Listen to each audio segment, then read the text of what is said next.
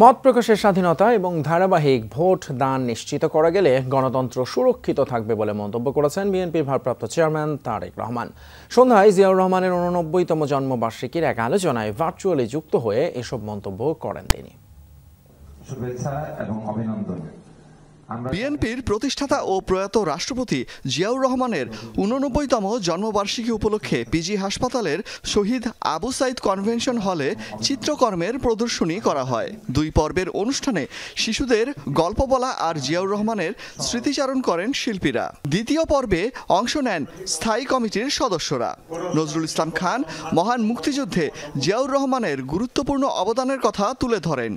সেই সময় দেশে কোনো সংসদ ছিল না, কোনো মন্ত্রিসভা ছিল না।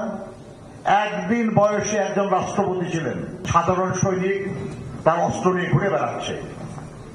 সেরকম একটা সময়ে দায়িত্ব গ্রহণের মতো সাহসিকতা, দেশপ্রেম, যোগ্যতা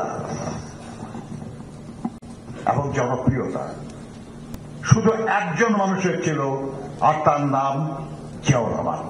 অনুষ্ঠানে ভার্চুয়ালি যুক্ত হন জিয়াউর রহমান ফাউন্ডেশনের প্রতিষ্ঠাতা প্রেসিডেন্ট ও বিএনপির ভারপ্রাপ্ত চেয়ারম্যান তারেক রহমান। বারবার বিরোধী শক্তিরা গণতন্ত্রকে ধ্বংসের চেষ্টা করছে তা প্রতিরোধের উপায় নিয়ে আলোচনা করেন তিনি।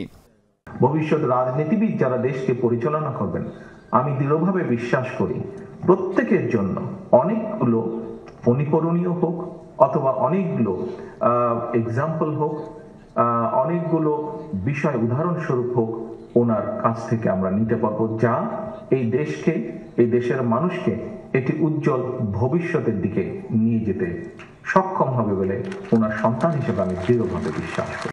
পতিত সরকার দেশের ইতিহাস থেকে সাবেক রাষ্ট্রপতি জিয়াউর রহমানের ভূমিকা মুছে ফেলার ষড়যন্ত্র করছে বলে জানান বক্তারা। তখন তিনি তার অলক হাসান, যমুনা নিউজ, ঢাকা।